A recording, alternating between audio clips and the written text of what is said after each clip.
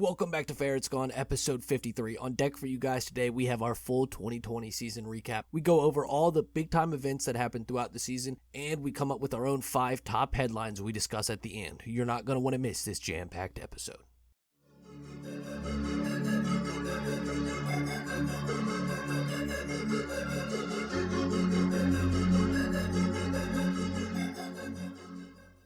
Welcome back to Fair It's Gone, full 2020 season recap. Gave you all a little World Series episode, but we really wanted to hit on the full 2020 season here. Nothing ever in baseball history has come to this. Maybe the lockout season, but nothing to where we're having to deal with a national health pandemic here and trying to play baseball through it. Crazy to start out with. I'm just going to run it down chronological, hit some of the kind of big events, stop out it, talk about it. A really weird season altogether, starting really late, and when we started late and with all these concerns, we got hit with opt-outs, and just some of the bigger notable names. Locaine opted out, Felix Hernandez, Buster Posey, David Price, Andrelton Simmons, Marcus Stroman, and Ryan Zimmerman, and Nick Markakis opted out at first, and then he decided to come back a couple weeks into the season, but some really big names opted out. I honestly thought we were going to have a few more, but I just looking back at this, I forgot some of these guys had opted out, such as Locaine and Marcus Stroman, and they really could have made impacts for their teams.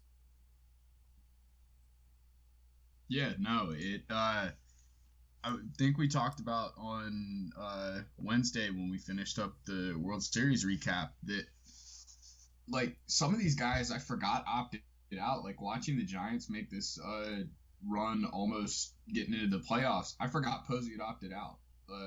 The Mets with Stroman, I think he started the season, right, and then got hurt. Yeah, and then just opted out. Guys like Markakis flip-flopped. I mean, the Dodgers didn't skip a beat with David Price out. Zimmerman hopefully doesn't he didn't go out like that. I'm hoping to see him back next year, but I missed out on hopefully a career renaissance from Felix. That kind of sucks because he looked really good in spring training. But it was a weird vibe kind of going up to the start of the season, because I think almost until we started the week before, nobody really knew exactly what was going to happen. I mean, there were rumblings each direction, but I mean, we went from thinking that they would start sometime in June to last week of July start time. A lot of labor negotiations back and forth. So even just the start of the season was really weird. Yeah, I agree. I completely agree. But and then the big first event happened not very far into the season with Joe Kelly blocking the whole Joe Kelly thing, man. It was crazy. It's kind of been forgotten about as the season went on. I mean, even when he came into World Series games, it was kind of sort of brought up, but really glanced over. 8-game suspension for the hit by pitch that I still think was unintentional. I thought it was a little blown out of proportion because we've all seen Joe Kelly. We've all seen the video of him trying to work on his changeup in his backyard and breaking his own window. So I don't think it was true. We got the meme of all memes with him with his crying face. So that may be my favorite part of the season. Honestly, that may be my favorite part of the season. No, that one was good. That made for some great content. After that, we have the Marlins taking a quick trip to the strip club in Atlanta and getting half their team coming in with a COVID outbreak. So respect to the Miami Marlins. Somehow still finished third. Who knows how, even after the outbreak. But during the first month of the season, Castellanos and Judge were unbelievable. I think Castellanos kind of gets forgotten about because he got real cold there towards the end, as Nick Castellanos seems to always do, is get really hot, then get really cold. Aaron Judge continued to be really good this season, but I remember Castellanos started and we were already talking MVP. He was that insane for the Reds off the rip there. Really sucks he got cold because he was insane for a little bit there. Oh my God. He was white hot. I have to wonder if the Reds would have snagged that second spot in the Central that the Cardinals had he not cooled down so much. They had a weird year in general. The pitching was great. We thought their offense would be decent, and the pitching really carried them. Their offense was very cold all year. But, I mean, Castellanos had a great year last year, And I got to give credit to Gabe. He did say he did not expect Castellanos to keep it up and that it was way too early to talk. And he was right on that. I'll give it to him. Yep. He cooled down. Judge stayed hot but got hurt. And two guys that we thought, even a month into the season, were almost slam dunks to win the MVP, ended up not even in the conversation. Yeah, I agree. And then we have Bieber's historic start, really his historic season. Bieber was lights out all year. And that's coming off of the Indians losing Trevor Bauer. Really, the year previous they lost him, and they were looking for a guy to really fill his role, as well as Corey Kluber. And I thought Bieber really stepped up and surprised a lot of people. There had been some hype in I would say the non-casual baseball fan community about Bieber, but he really put everyone on notice to start the year and really all the way up until, I guess his lackluster postseason performance kind of over. I really don't know how to put it. Covered up his insane regular season. I feel like the hype this offseason has gone down a little bit, even for a guy who's gonna win the Cy Young and possibly the MVP. And, incredible from Bieber. He blew away the major league lead in strikeouts. I like it. Him and Bauer are kind of a good contrast to me because they both pitch on really good staffs, and they're the lead guy. But obviously coming from that same Indians organization. But Bauer's kind of been there, done that a little bit. I mean, he had a really good 2018 where he was elite, pretty good last year, but kind of bumpy. And then it felt like to me that Bauer finally pieced it all together. We had seen it from him before, but it felt like Bieber, this was just a coming out party. I mean, you're a casual baseball fan. Definitely couldn't have told you who Shane Bieber was before this year, but they know now. Yeah, I agree. For a little bit there, we were talking about Charlie Blackmon hitting 400. That dropped off really quick. I mean, he still had a really good year, but the 400 talk, I mean, like within a week or two was gone. But he had quite the stretch. We did that on the pod, and I think we all decided that we would go ahead and predict that he would do it, and within a week he was like not close. Yeah, it was kind of depressing. It was kind of depressing. I'm not gonna lie to you. I wanted to see it. It would be cool. And then after the hot first month, from a lot of these teams, and the Cardinals decide to have the outbreaks of all outbreaks, to where they're playing, I believe it was like almost 10 doubleheaders down the stretch there to fill in all their games, maybe more. They actually played 2 less games than the rest of the league, which don't get me started on. The Braves still beat the Reds, so I can't complain but so much. But that was quite the BS in my opinion. But yeah, they had an unbelievable outbreak that was really questioning the whole baseball season. I remember national writers and national reporters were sitting there talking about, can baseball continue? Should baseball just shelf the season and chalk the entire season? Luckily, that didn't happen, but I do remember those talks. Yeah, that was a really big turning point for baseball. I think after the Cardinals had that outbreak, we all thought that, well, with the way the schedule lined up, the Cardinals would be able to get most of their games back, and if they had to determine whether they would get into the playoffs, they could finish their full season if they needed to. But it was really a question of, okay, so we've had the Marlins, we've had the Cardinals. If we have one or two more teams have this, season's in jeopardy. And I think from that point on, they didn't have anybody test positive until Justin Turner on the last day of the season. So props to all the teams really for getting it under wraps, realizing that their season was potentially in jeopardy if they didn't get it together, and they did, and there were no hiccups the rest of the way. Yep. I spot on there. After that, the Padres Grand Slams happened. What was that, 4 or 5 games straight they hit a Grand Slam? That was insane.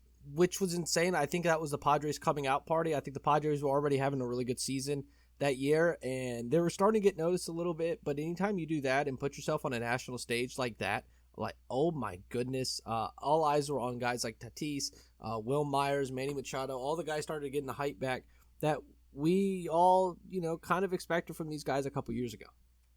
Yeah. No, that was really fun to watch. That put the Padres on the map, at least in the national spotlight. I think a lot of more serious baseball fans were already on that Padres hype train, but that whole sequence that week was just really fun to watch. Yep. Yep. After that, we had a little drama with the Indians with Zach Plesac and Mike Clevenger going out. Obviously, Plesac gets reported almost within minutes of him getting back to the hotel. Clevenger gets reported 24 hours later. It was a really weird situation, but right after that, Clev gets dealt to the Padres for, retrospectively, looking back, 2020 was slim to none. At the time, it kind of seemed like a decent trade, but I don't know. He gets dealt for a lot less than I think he could have gotten for, which really should have helped the Padres down the road if he doesn't get hurt. Yeah. No, I'm interested to see how that Dodgers series would have played out had Lamet and Clevenger been healthy, because I mean, missing your top two in their rotation is tough, but Padres went all in at the deadline. I mean, they made a lot of moves, and not just this season moves. It was moves to set them up for the next couple of years, but with the way the Braves got after the Dodgers and kind of exposed some of their weaknesses, I'd be really interested to see how that series would have played out had Clevenger stayed healthy and Lamet had been healthy. Oh, it'd have been a completely different story. Right on the cusp of that, Lucas Giolito throws his no, and of course we have to talk about the absolutely horrendous trade by the Nationals. Well, we're talking about Adam Eden for Lopez and Giolito, which, looking back, terrible and Dane trade. Dunning, who was pretty good this year. Yep, and Dane Dunning, which, looking back, terrible trade. But I guess the Nationals got the World Series out of it, so it doesn't make a difference. I don't think they could. I don't think they needed Adam Eden for it last year. Yeah, so but it's interesting. Just a quick side tangent on that. That trade is really interesting to me because Eden helped them out a lot in the World Series, but last year that was kind of Giolito's coming out party. And I have to wonder, if Giolito had not been traded and he continued to develop and turn into the guy he is now, do they go out and get Patrick Corbin? And if they don't go get Corbin, do they re-sign Rendon because they're more willing to spend there? Yeah, there's a whole bunch of question marks. We could go down a whole bunch of rabbit holes. But it's Trout re-sign in LA if he's not sure that they're going to go get a star? You're right. I mean, you're absolutely right. There's that one trade could have led to a lot of different things happening. After that, the players deciding not to play during the Seattle and San Diego game, as well as the Milwaukee-Cincinnati game, due to the Black Lives Matter movement and the civil unrest that we've had in this country in the past, I would say, few years, but really in the past few months, it's become even more apparent. And it was something that the NBA obviously started, and I was very happy to see MLB kind of, for the first time in my lifetime, take some kind of social stance on something. I feel like MLB has always lacked in that department, and it was really, really nice to see the baseball community, MLB writers all come out and kind of in unison get behind a movement that seems to be doing a lot of good in the communities. Seems to be fighting for the right kind of things. So it was good to see MLB for the first time in my entire lifetime take a stance on something like that, similar to how the NBA and the NFL already do. Yeah, it was nice regardless of how people feel about the situation. At the end of the day, the games are just that. They're games. And I really like that MLB and the players were able to not get over the hump, but finally kind of pull the blinds back and not be afraid to stand up for something that they believe in. So I think regardless of how you feel about the whole thing, just the fact that they're willing to peacefully put aside something as trivial in the grand scheme of things, like a regular season Major League Baseball game that they're going to make up the next day and there's not even fans there that they're affecting. I think it was cool to see them finally really put a foot down and stand up for something that they want to fight for. Aubrey Huff's in shambles. Oh boy, don't get me started. That's all I have to say. In shambles. After that, Alec Mills throws a no, which was a lot less hype, a lot less covered than Giolito's, just because it wasn't the first one, and Alec out of nowhere because it's Alec Mills. Face, but still unbelievable. Hats off. Oh yeah. Hats off to him, obviously, for doing an accomplishment that 99.99999% of people who ever live will be able to do. So it was a really good game from Alec Mills. And anything else really on the regular season that I missed here that I kind of glossed over before we kind of talk about the postseason as a whole? No, I think we really covered the heavy hitters there. Those were the stories that kind of dominated the headlines as we went through the season. But yeah, that was definitely a unique season and one we won't forget for a while. Yeah, without a doubt. Just looking at the standings here, this was a year that the Miami Marlins finished second in the NL East, while the reigning World Series champion Nationals finished dead last, or I guess tied for last with the Mets. The rest of the standings were kind of chalk, other than San Diego really had a coming out party. Toronto took pretty big leaps there. The White Sox took a pretty big leap. Houston actually went under 500. It didn't seem to mean too much in the long run, but and came within a game of making the World Series. Yeah. So a lot of stuff happened kind of as expected, but again, Miami, San Diego, the White Sox, I thought all really came out, and I really have been saying this about Miami for a while now, is I think they're doing things right. They're letting their young guys get some play time while signing key veterans like Corey Dickerson, Jonathan VR. They're keeping guys like Garrett Cooper and Brian Anderson around to be able to not be a joke of a franchise for the next 4 to 5 years while they're waiting for guys to kind of develop and come along. And they're actually, for the first time, Miami is doing things right.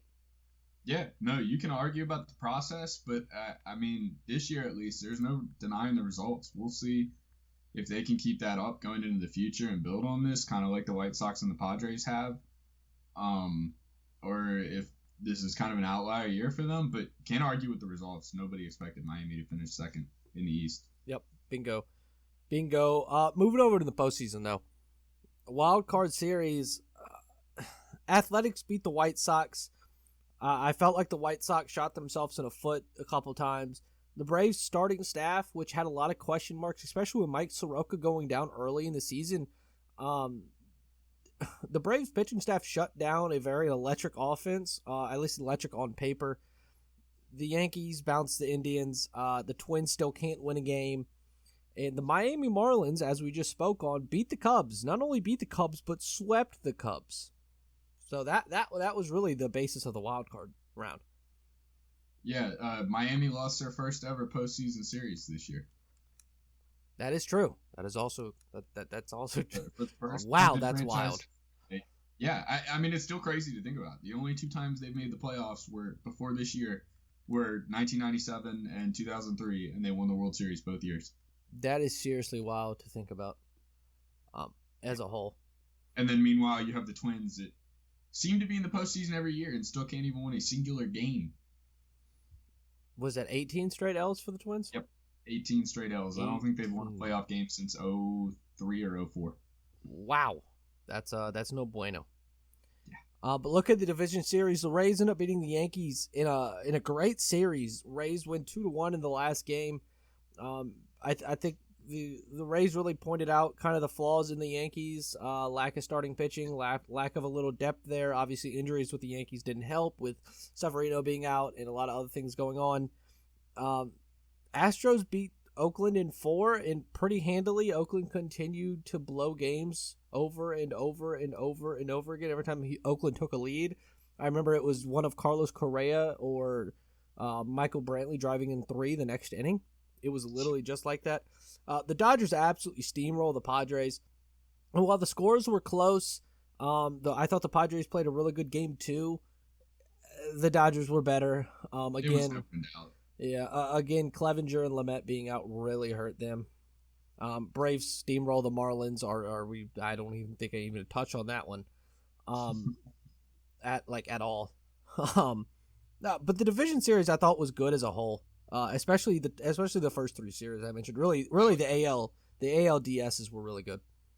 Yeah, no, both division series were great. I mean, Houston and Oakland, even though it didn't go 5 games, those were 4 exciting games. There were a lot of back and forth between those teams, and then obviously Yankees-Rays coming down to the bottom of the 8th in Game 5 for that decisive home run. I thought, even as a Yankees fan, seeing the Yankees lose objectively, I thought that was a really exciting series.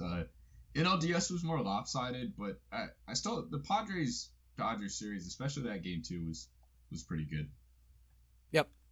Yep. But moving over to the CS, Braves, Dodgers, Astros, Rays, both really good series. Both went to 7 games. Dodgers come back from 3-1. It hurts to say, but it was a really good series to watch. No matter the team, no matter the fan you were on, except for Game 3, that was painful for literally everyone. But no, really good series. Obviously, Dodgers take Game 7 4-3. And Astros Rays was really good because the Rays were up 3-0, and the Astros almost came back from a 3-0 deficit, and that team started to look alive. But honestly, same story with the Astros and the Braves. They needed one more pitcher. They needed someone there, aka Mike Soroka, aka Justin Verlander, and neither team had him. And I really feel like that's what led the Dodgers and the Rays to get into the World Series. Yeah, I mean, I think, but both of those teams. Astros a little bit less just because they came back from down 3-0. But Braves especially, I really have to wonder if Soroka was healthy. Does that push them over? Do they win in 6? Do they win in 7 potentially? Does that get them to the World Series? But, man, Houston, if they'd had Verlander too, both of those teams went 7 and barely lost and were not at full strength. Both missing their aces. Yep. And the cap off the playoffs World Series was extremely exciting. Dodgers take Game 1, Rays 2, Dodgers 3, Dodgers 4, Dodgers, I'm reading this wrong because math. But anyways. Rays won Game 4, right? And yes. That was a crazy walk-off, and then it was 2-2. The Dodgers won the next 2. That's what I was forgetting. 1, 2, 3, 4, and then the Dodgers won the next 2. They split the first 4. Big brain from Justin over here. But yeah, Dodgers, they split the first 4. Dodgers end up taking the next 2 games. I thought it was a coming out party for Julio Urias. That dude was unbelievable.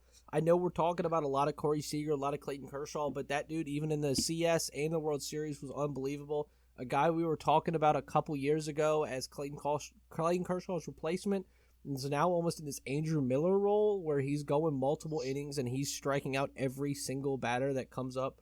The Dodgers were unbelievable. Cody Bellinger finally turned up after a very poor regular season. Corey Seager was unbelievable, won MVP.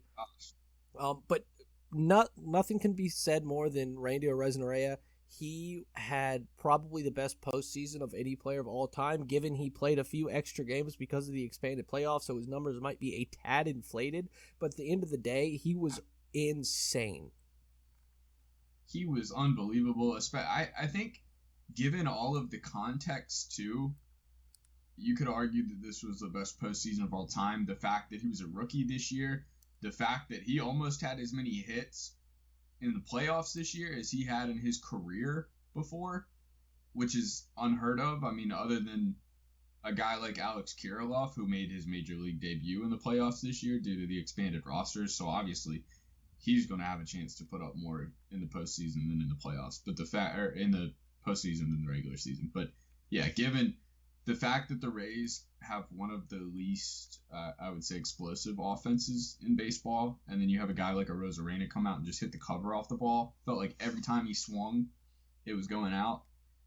The fact that he was a rookie this year and hadn't even played all that much in the regular season until the last couple weeks, and then just turned it on in the playoffs. Yeah, he played a few extra games, but I think given his track record as a player, and then the fact that even stats-wise, he still put up one of the best postseasons of all time. It's just nobody saw that coming. And I distinctly remember, I think it was Game 6 in the first inning because he hit that homer. Mm-hmm. I looked at my roommate, who's a Rays fan, and I said, "There's no way he's not going deep. There's no way Arozarena. He can't do it every at bat. It's just not going to happen. He can't do it every at bat." And what does he do? Hits a homer. It was like, if that didn't sum up his entire postseason, I don't know what does. Yep, I completely agree. But just 2020 was a great baseball season altogether. There's no asterisks next to the title. Let's get that straight now. There's absolutely none. If anything, the Dodgers actually had to play more teams in the playoffs than they would usually have to play. Than any champion ever. Yeah, so let's not even start there. The Dodgers were making it there anyways. So I mean, we were talking about earlier this year how this postseason was going to be harder because there's more teams. Yep. There's just more variability. You might have a team like Cincinnati that, talent-wise, in the short series, fortunately it worked that way for the Dodgers. But I mean, we talked about how there were going to be upsets, and there's a lot of variability this postseason, a lot of unknown, and that it easily could swing against some of these teams, and it didn't for the Dodgers. But I don't agree with anybody saying that this was an asterisk of a title. I mean, they earned it just as much as anybody else in the past, just because they didn't play 162 games. If anything, I would argue that makes it harder. Yep. Look at it, the Nationals that won it last year. If it would have cut off after 60 games, they wouldn't have made the playoffs. Yeah. So all it takes is a couple big injuries, a couple scuffling weeks, and it can completely change your season in a season this short. You don't have enough time to just let your talent figure it out. You got to go out and do it regardless, and they did that, and they earned it as much as anybody else. I completely agree. I completely agree. Anything else in the 2020 season before we get into some of these big headlines that we put together? No, I'm ready. Let's get into it. All right. I'm going to hit you with my first headline, and we can talk about this for the first time. Are we currently experiencing the best group of shortstops in Major League Baseball history playing together all at the same time?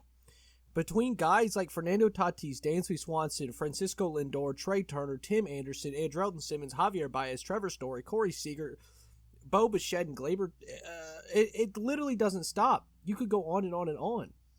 Are we currently experiencing the best group of shortstops in baseball history playing together? Without looking at other comps? Yeah, subjectively. I would have to say yes. The era with Robin Yount, Ripken, Barry Larkin comes to mind. But other than that, it doesn't get much better than this. And there are a lot of guys on that list that have the potential to be great. Dansby, former number 1 pick. Gleyber, 2-time All-Star already. He's only 23. So and they're the 8th, 9th, 10th best shortstops in baseball right now. And I don't even think that's disputable. But the talent at shortstop right now is incredible. We're talking about multi-time future Hall of Famers on the dock here. Right now, we could be talking Lindor Hall of Fame. We could be talking Baez Hall of Fame. We could be talking. I 100% believe Andrelton Simmons will be a Hall of Famer. We could be talking Trevor Story. We could be talking Fernando Tatis. We could be talking about a lot of these guys becoming. He's got Seager's only 26. Yep. He's got the pedigree. He started young. He's got the postseason lore now that a lot of people are missing. He's on a juggernaut of a team that's going to be in big spots like this for years to come. Hey, all of them. Correa, too, started super young. He's still very young. They've got – that's the thing, too, is that other than Simmons, they're all under 30. Yep. I think they're actually all under, 27. What's even worse is you mentioned Correa. We didn't even mention Marcus Semien as well, who's another player who's come alive in the last few years. Literally, I'm pretty sure 15 to 16 shortstops that are just unbelievable this year. He's one of the top shortstops in baseball last year. And one of the top players in baseball last year in Semien, and we haven't even mentioned him. Tim Anderson's another one. We haven't mentioned him. It's ridiculous. It's crazy to look at how many talented shortstops we have right now, and then look at a position like catcher where it looks just absolutely, completely devoid of talent for the most part. Yeah, I completely agree. I am wholeheartedly believe that we are seeing the best shortstop era in baseball history, and it's going to take a lot to beat it. Yeah, that's a wrap on my first one. If you want to hit me with yours. That was a great headline. I wanted to go back to Joe Kelly and his situation. Just the fact that, one, I'm glad Houston didn't make it to the World Series. That would have torn at me, although it would have been nice to see LA get their revenge. But the fact that he got suspended longer than all of the Astros players combined is ridiculous. He didn't even hit anybody. Whether you want to argue it was intentional or not, he did not even hit anybody. And Joe Kelly is a notoriously wild pitcher. It's not anything new. Now, I'm not going to sit here and try to argue that it was unintentional, because I completely believe it was intentional. But that's one of those things. It just points back to Manfred's MO the entire time he's been in the commissioner's office. He just continues to make baffling decisions. That's one of those things where yeah, maybe you don't want to suspend the Astros players, but given BS or not, given the situation, the circumstances that the Astros and the Dodgers had both faced, given Joe Kelly's history, that's one of those things, man. If you're Manfred, you got to be able to read a room. BS or not, you got to get up on that podium and argue, hey, look, he didn't hit anybody. He's been wild before. We'll issue warnings and we'll be very strict about it. But I can't suspend somebody 8 games for letting a pitch get away from him. It happens. They're up here trying to pump 100 miles an hour. You're going to let one slip. It happens. We'll be tight on it in the future, but I can't suspend him. And that, whether you believe that or not, if you're Manfred, you got to get up there and argue that. He's just so tone deaf, it kills me. Yeah. No, I mean, you hit it right on the head. I can't say anything more. I thought it was a little ridiculous that he really didn't hit anyone. And I mean, dude, I will make the argument that he was not trying to hit anyone. If Joe Kelly wanted to hit somebody, he would hit somebody with him throwing 99 to 100. Joe Kelly cannot hit a net in his backyard. Joe Kelly, for his entire career, has been plagued with control issues. Curveballs slip. That happens all the time. They slip out of your hands. You release them behind your head, and they go towards the batter. It happens all the time. If Joe Kelly wanted to hurt somebody, he could. He would.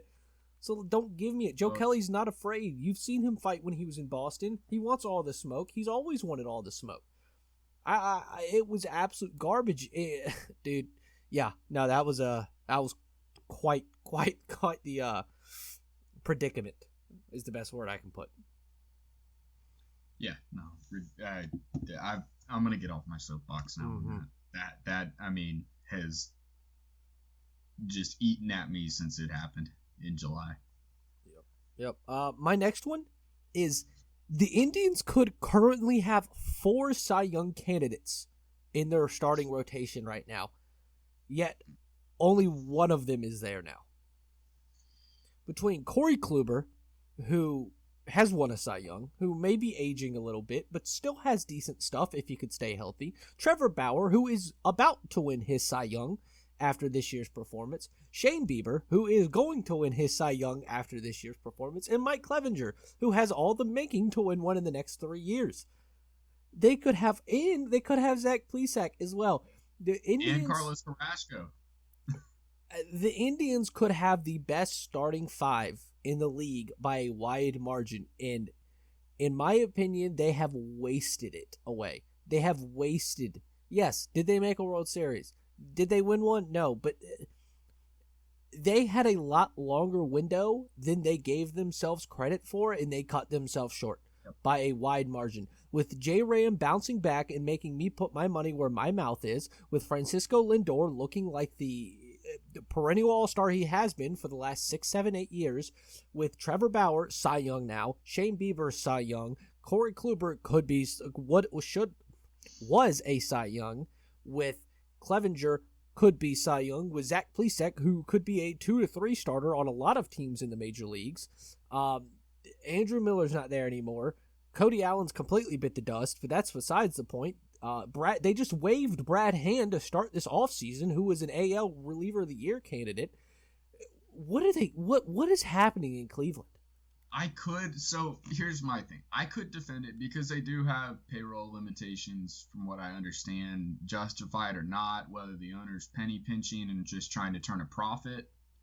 I don't think we can get into that, but they've stated before that they have payroll limitations for whatever reason. So keeping that in mind, I mean, you can't keep all of them. You certainly don't need 6 guys that can be at least a 3 on other teams. I think your talent is better served elsewhere. My problem is that they have not capitalized on getting rid of that talent, in my opinion. I mean, you've got a guy like Kluber. He hasn't done anything in Texas, but they didn't get anything impactful for him either. Clace has hardly pitched for the Indians because he had TJ, and Delino DeShields is Delino DeShields. You could have had Billy Hamilton off waivers this year, who does the same thing. They didn't get anything for Kluber. They got a marginal amount for Clevinger. Josh Naylor was great in the playoffs and down the stretch. Jury's out on that trade still. I think it's too early, but they gave up a top 15 starting pitcher for not a whole lot in return. Same with Bauer. I mean, I feel like they've just sold low on a lot of their guys. Now, Miller they let go, which the Miller one I'll give them that because he was going to get paid more than he was worth to them. They just don't have the payroll flexibility to spend that much on a reliever, and he hasn't done a ton in St. Louis. He's been all right, but not what he's being paid. So I'll give them that. Brad Hand one leaves me scratching my head. Now I will say they waived Brad Hand because they were planning to decline his option anyway. Now that you can definitely argue they shouldn't be doing, but the fact that they had decided they were going to decline his option, basically it was going to cost them $1 million to decline it. So instead they put him on waivers. I would assume somebody will claim him, and then that'll get them off the hook for the $1 million that they were going to have to pay to decline it anyway.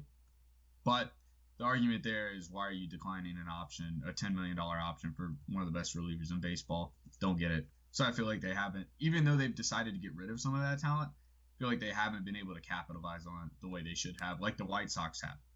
The White Sox had guys like Chris Sale and Adam Eaton, who they turn decent assets into the core of their team right now, and I don't feel like Cleveland's been able to do that. You know, I'm going to say you're right and you're wrong on that. You're right when it comes to they have done a terrible job with trade management. They have done a terrible job acquiring talent for their talent. They've done a terrible job of preparing for the future without said talent. Do you know who the owner of the Indians is? Larry Dolan. Where does that last name sound familiar from? The owner of the owner of the Knicks, James, that's his nephew. The Dolans have money. Don't give it to me. The Dolans have money. That family is rolling in dough. You are a major league organization in a city that always comes out to games. They do not have. Dude, you are a Major League Baseball owner, and there is no reason you shouldn't be. I understand not being able to afford Kluber, Bauer, Clevenger, Carrasco, Plesac, whoever else. I understand not being able to do that, but they don't want to even pay Francisco Lindor. They're going to let him walk before they pay him. They are willing to let him walk before they pay the only player on their team that truly deserves to get the money. They are penny pinching the living crap out of the Indians. Yeah, no, I can't disagree with you there. I guess I'm not sure what their revenue situation and finances look like, if they're running a deficit or if they're just trying to make as much of a profit as possible. I'm not sure, but yeah, I mean, even if you're going to claim payroll limitations, when you've got guys like Tampa Bay that continue to maximize the talent that they have. I mean, they took Chris Archer and turned it into Tyler Glasnow and Austin Meadows.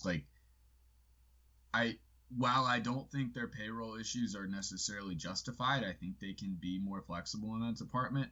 Regardless of that, we've seen smaller market teams do a much better job of maximizing talent. Yep, I agree. But that's all I have on that one.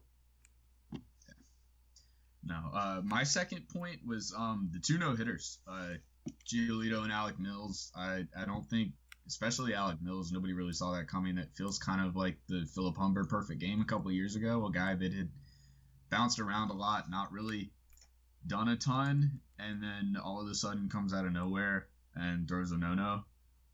And the thing that struck me there was we had two complete game no-hitters last year. We had two combined and then two complete game no-hitters. And then 2018, we had one complete game no-hitter. God, I forgot Sean Manaea threw a no-hitter. Yeah. Yeah, it was a weird one. 2017, we had one. 2016, we had one. 2015, we had four. Or no, Jesus.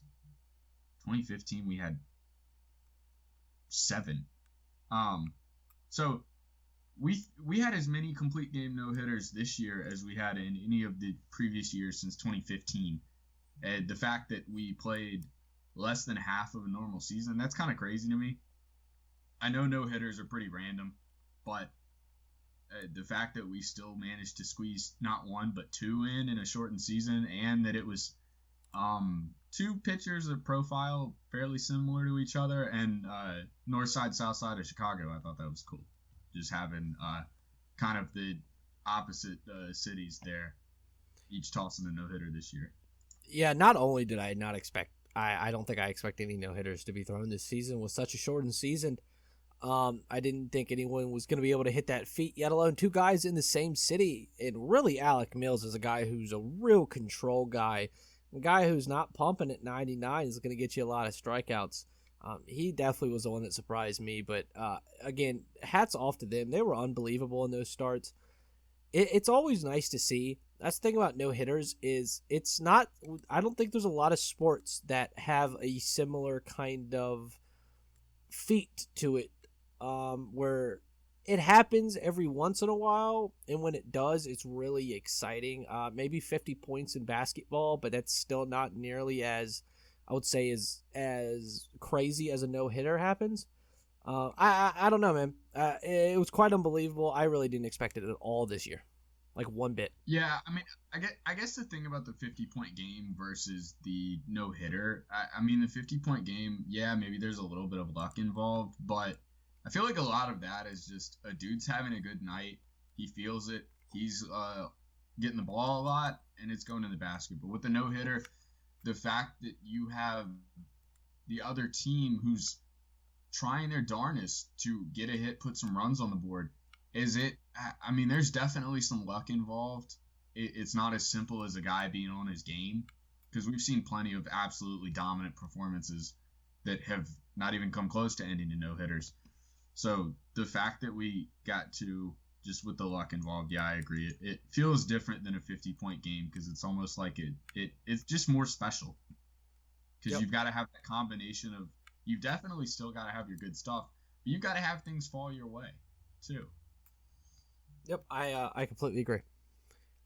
Going into my next headline, my next one is, despite the Nationals falling flat this year in the standings, Juan Soto and Trey Turner have solidified themselves as the best young duo in Major League Baseball. Did we mention Trey Turner in our shortstops earlier? Either? We did. I think I just listed his name. We didn't really touch on him. I don't remember even talking about him either. But I wholeheartedly believe this. I watched enough Braves Nationals games this year. I've watched enough Trey Turner and Juan Soto to believe that those guys could be the best 1-2 duo in Major League Baseball for a long time. Juan Soto is a top 3 hitter in Major League Baseball. There's no way around it. He's right there with Trout. He's right there with anyone you want to name. Juan Soto's numbers might actually be better. Juan Soto led the league this year in OPS. He was unbelievable last year. He's only like 22. Trey Turner's just as young. He led the league in average this year. He was top 15 in OPS. He can steal a bag whenever he wants. He plays shortstop. He plays center field. Juan Soto plays the corner outfield spots. They are two guys that you do not want to see, and you're not going to want to see for the next 10 to 15 years. And if the Nationals can hold on to these guys, you're going to hear a lot of them in a lot of award talks and a lot of award races in the next decade, 2 decades. Oh, yeah, no, I agree. They're super fun to watch. And the contrast in their games is cool to see, too. I mean, you see some of those dynamic duos on the, like, Albies and Acuna on the Braves, Seager and Bellinger on the Dodgers. They have kind of similar games, but Soto and Turner are pretty opposite. I mean, Soto, not fast, not a great defender, really disciplined, one of the best 3 hitters in baseball. And then you got Turner, who's still a great hitter, but definitely skews more towards the speed defense. I mean, he's an elite speedster. So nice contrast that the Nats have at the top of their lineup. And Soto, I don't think, was super heralded when they got him. They got Trey Turner for peanuts, basically. Yep. Great to see from the Nats. My third headline was the emergence of Trevor Bauer, not just on the mound, but in social media too. I think while he's still not a household name, he is taking the steps to market himself and market the game more so than anybody else in baseball. And it's really nice to see that. Yeah, I agree. Trevor Bauer put his money where his mouth was this season, without a doubt. He had a lot to talk about over the offseason. He usually almost always has a lot to say, which if you're gonna back it up, I have no problem with. He did. He's a great marketer for himself. He's growing baseball in ways that baseball needs to anyways. Like, this is even a small thing. I went to go get a clip for our Twitter feed, and I went to go screen record the clip just, from, the MLB highlight app, and literally, if you're screen recording, it just says, cannot screen record while playing. Please stop screen recording. And it won't play the clip. When you try to screen record a highlight off MLB.com, which I think is absolutely stupid. It's the stupidest thing known to man. You can do it for NFL. You can do it for NBA. Why are those sports so much bigger? That's why everyone and anyone can make content out of it. Yeah. Trevor Bauer is doing a great job of doing what he needs to do best and doing things that the league is slacking on. Yeah, no, I agree. He's a very interesting dude too. I don't know. I mean, we've talked about his approach pitching wise. How into analytics and advanced data he gets, and kind of almost working backwards to make himself a better pitcher instead of figuring out what he wants to do and kind of fine-tuning it. He basically, instead of going top down, he really goes ground up and starts at the basics and kind of engineers his pitches. And I don't know if you've seen other things about him, but he's said that he really does not want to sign multi-year deals. Yep. That he is very content just signing 1-year deals for the rest of his career to maximize his career earnings. And that's really interesting to me because, I mean, if that's not betting on yourself, I don't know what is. We always talk about guys trying to get to that first free agent payday and securing the big contracts so that they're financial, and he's doesn't want any of that. He wants to earn every bit that he makes, and I respect it. Very unconventional, but man, I wish some of the other stars would be as interactive, creative, and outgoing, and genuinely wanting to grow the game. You may not agree with what he does or the things he says, but I don't think you can deny that his intentions are to help grow the game of baseball. And I wish more guys would do that. Yeah, wholeheartedly agree. Going into my fourth headline here, the Blue Jays and their young crew take huge strides towards true playoff contention here. And with the Yankees and the Rays really dominating the top of that division, there are very slim chances that they get in. But this year, I thought I saw really good things from that team, and not only that team, but the front office management from them. Yeah. Bo Bichette is unbelievable. I think Bo Bichette's the best player out of, I guess, I would say their core three young guys of Vlad, Cavan, and Bo Bichette. Vlad needs. I will say, Cavan does not get enough credit. Oh no, he's criminally underrated and I think most people don't realize how good he is. Not that he's not better than Bo, but I think a lot of people don't realize how good he is. Cavan's just like his dad or his uncle. Same way. He's got the best eye in baseball, bar none. Yeah, but Vlad steps up next year. I think that team can be in legitimate playoff contention again. The signing of Ryu was brilliant. They're smart enough to bring in guys like Robbie Ray, Taijuan Walker, getting contributions out of guys we really don't expect out of the staff. They're getting contributions from a guy like Danny Jansen, who could be a legit piece for them going down the stretch here. Rowdy Tellez looked good. I thought the Blue Jays this year just took a really good strides and weren't a team that was talked about enough. Yeah, no, I agree with you there. It was nice to see the emergence of them. Their core three, especially if Vlad can get to, I think Bichette's been better than advertised. Biggio's been better than advertised. But man, if Vlad can get to half of what he was hyped up to be, they're going to be special for a while if they can fill that team out. Yep. With some good players. Jansen too, behind the plate with the lack of catchers. If he can be decent, they've got some good building blocks in Toronto. A guy I completely forgot to mention, Nate Pearson, came up this year too and looked pretty solid as well. Yeah, he can absolutely be a stud. For me, my fourth headline, kind of similar to the Blue Jays, the Marlins, and just the season they've had as a whole. They were more or less the laughingstock of baseball. I mean, I know they weren't necessarily the worst team. You've got teams like the Orioles and the Tigers that haven't been good, aren't expected to be good. But, I mean, the Marlins feel like the Knicks of baseball right now. They're just the Jets of football. They've been the laughingstock. They've been the, continuous, what are you doing? Are you trying to lose kind of team? And to buck that trend, to be a buyer at the deadline and go get a guy like Starling Marte, who the D-backs had just traded for this offseason with the intention of him being a centerpiece of their fringe playoff team. They did give away VR to the Blue Jays, but actually going out for the first time that I can remember, other than 2012 when they got Jose Reyes and had the whole remake of the team and Josh Beckett, they looked like they were really going in the right direction and wanting to make moves to go in the right direction. And then to have all that happen in the same season as the corona outbreak that they had, and to make the playoffs as a 2 seed in an NL East division that we thought would be extremely competitive outside of the Marlins.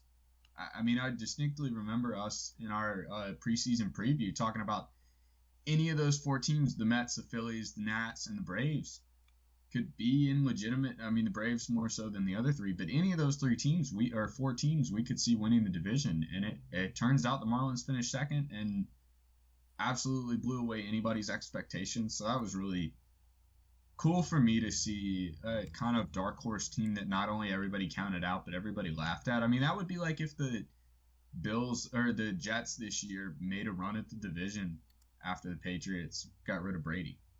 Just not what you would expect at all. Yeah, I touched on it earlier, and I'm not going to sit here and repeat myself, but I completely agree.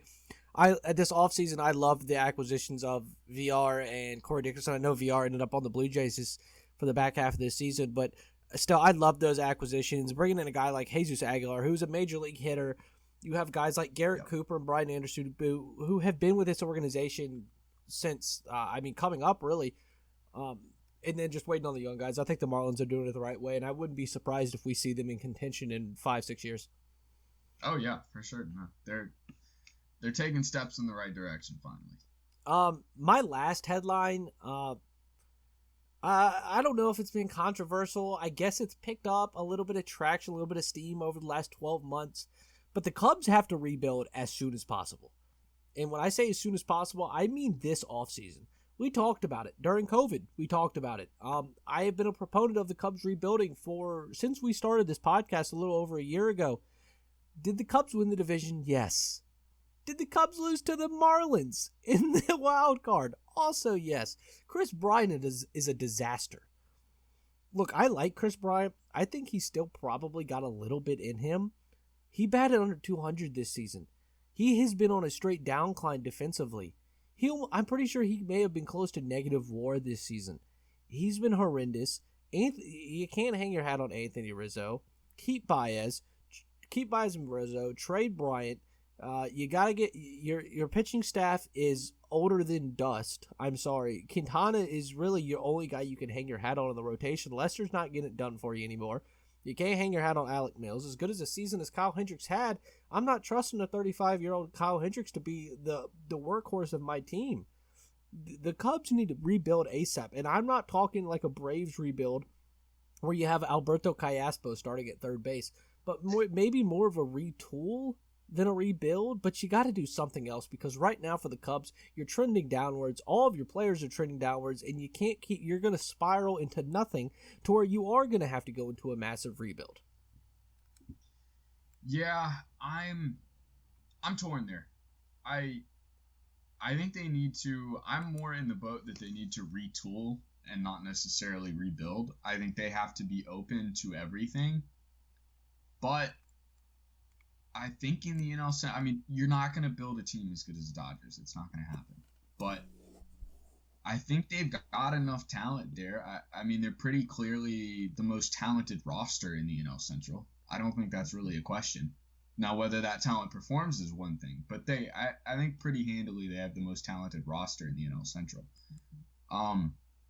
But they've got to be willing to do just about anything. If that means trading Baez, you have to do it. If that means trading Bryant, you have to do it. If that means doing something with Rizzo, you have to do it.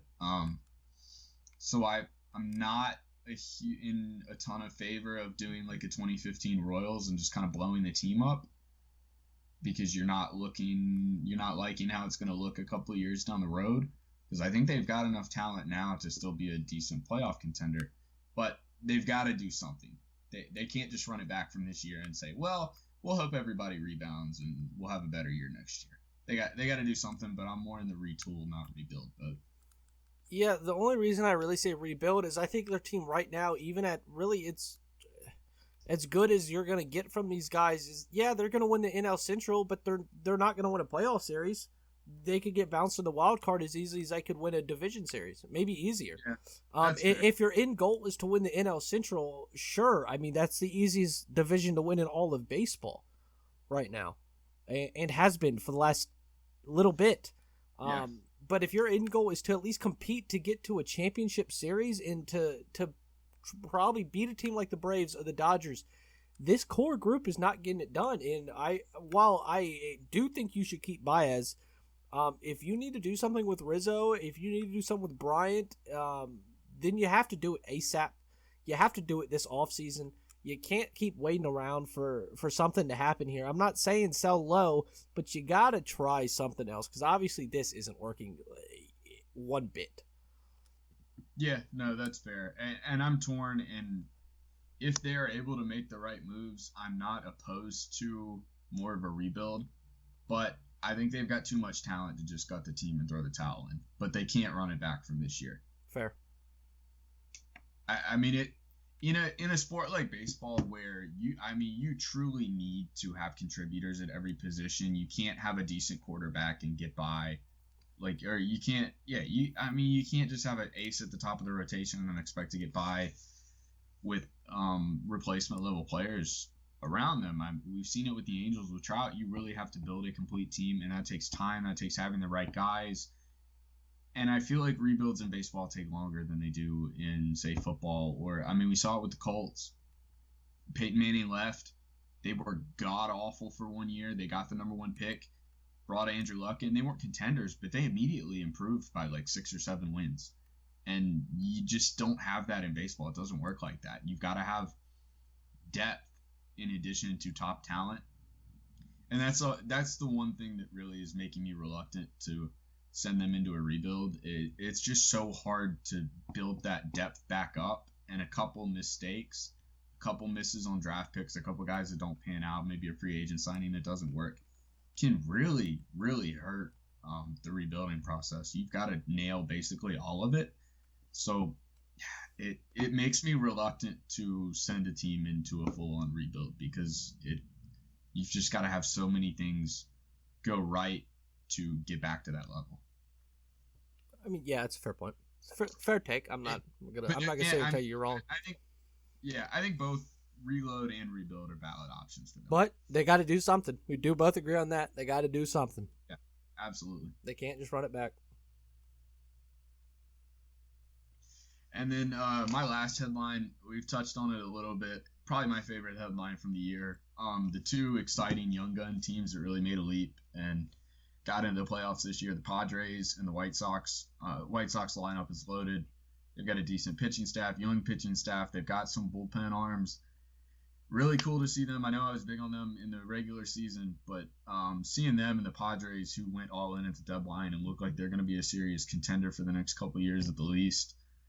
I always like when I'm big on young guys, and as much as I say that you should always trade prospects for established players to help you out, which is kind of what the Padres and White Sox have done. They've mortgaged a little bit of the future in place of making win-now moves. I mean, the White Sox went out and sacrificed some payroll to get guys like Keuchel and Grandal, maybe a little bit too early, some would argue, at the time, but they've proven to be right on that. Padres gave up some to get some of their deadline deals, guys like Austin Nola from the Mariners, who had a great breakout year, Clevenger, obviously. But I always like that kind of Cinderella underdog story. And while a lot of people were big on the Padres and the White Sox, we could have seen a lot of scenarios where those teams fall flat on their face. And something about the young guys, man, just different guys like Acuna, Tatis, Anderson, they're just so fun to watch. You can't watch them play and not have a smile on your face because you know they're having fun, win or lose, whether they're doing well, doing poor. They're always having fun out there, and that's more of what baseball needs. So it's nice to see guys like Anderson and Tatis leading these young, exciting teams. And really, I mean, Tatis is arguably one of the biggest faces in baseball right now, and Anderson's not too far behind him. He didn't get the same type of love, but there are a lot of people who enjoy watching Tim Anderson and the way he plays the game. So I think it's great for baseball to have these young teams turning into contenders before our eyes. Yeah, I 100% agree with you. I love it. I love the young guys. I love watching teams that just are exciting to watch, that look like they love the game and they're not out there just kind of going through the motions or, along those lines. I love me the bat flips. I love me the unbuttoned shirts, the chains, the flashy colors, the excitement they bring to the game. That's how you grow a game. I understand there's pushback on that. If there is pushback on that, grow up. Please grow up. I realize that you're the type of guy who likes to fall asleep in the third inning and wake up in the eighth. In your recliner, that's the only kind of person that's giving pushback. Because I swear to you, who doesn't like young, exciting players? But yeah, you hit it right on the head. I guess the only last thing I really want to touch on in 2020 I want to do big shout out to Ian Anderson throughout the playoffs. That is a guy who, now since the Braves lost, we haven't heard much about. That dude was unbelievable. Oh my gosh. Kyle Wright, not as much, bud. Almost. But then you kind of screwed the pooch there against the Dodgers. But it's okay. But no, I just want to give a little homer love to Ian Anderson. Dude was unbelievable. And the Braves are looking pretty set if he continues to do it next year. Oh, yeah. With, I guess Soroka's probably not expected back until at least mid-year next year, right? Yeah. That sucks. Hey, question for you as a Yankees fan. Are y'all going to get another trading staff rebuild? Y'all tried last year. I think it's just... I don't know what to say about that. I mean, some of it's just crap luck, but also, I mean, the fact that our best two players are massive and injury-prone hurts. I think the pitching injuries with Severino and Paxton are just bad luck.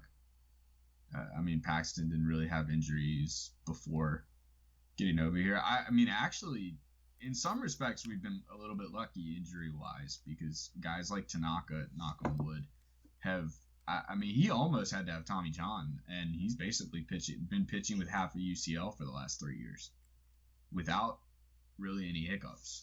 Yeah, you're right.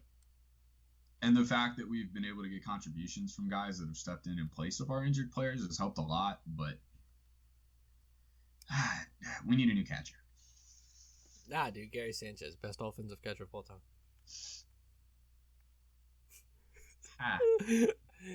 See, I'm all for Gary's defensive struggles when he's hitting the ball like he has in the past, but he was so atrocious offensively this year that combined with the bad defense, I mean, Higashioka was better than Gary this year in every aspect of the game. He hit Eric better. Kratz was better, baby. Yeah, I'd have rather had Kratz back there this year with the way Gary's hitting. He was a negative offensively, and he's always a negative defensively. EMU represent, baby. EMU represent. If Stanton and or Judge are ever hurt, we need to DH Gary until he can figure it out offensively. Although, actually, no, because Clint played really well this year. You know what? That's my shout-out. Clint Frazier. Yeah. He has, as much as we talked about before, kind of the attitude issues and everything and the antics, whatever, he put his head down. He worked his ass off this year. The biggest questions for Frazier were defensively. He just wasn't good. He's a Gold Glove finalist this year. He played great defense in the outfield, hit really well, had some great timely hits. And filling in for Judge and Stanton, especially with the situation he was in where used to be a hype prospect, probably would be right in the thick of the Indians lineup right now had he not been traded. And I feel bad for him. Due to his fault or not, he just really hasn't had a ton of opportunity before this year, but he stuck with it. He has absolutely made the most of his opportunity this year. I think he's worked his way into the starting lineup. Next year, even if everybody's healthy, it's probably going to be Clinton left, Judge and right, and Hicks in center with Stanton at DH. I think he's an everyday outfielder for us now. So awesome to see Clint finally get an opportunity and make the most of it. Yeah, No, I'm with you. I think Clint's like a toxic ex-girlfriend, but hey, if you hit if you hit the ball well, everyone's fine. Everyone's cool. Everyone's cool if you're hitting the ball. None wrong with that. That's a good comp. It is. Girlfriend. It is. I've had a few, so I know exactly how it feels, Yankees fans. But no, I think that's going to wrap us up here for our 2020 full season recap from Farrod's Gone. I think we're going to take a week off as we kind of get the postseason rolling here. A lot of just options are getting declined, but as soon as free agency opens back up, we'll have our first episode ready for you guys. Thank you guys for listening. Make sure you like, subscribe, and we'll get you next time.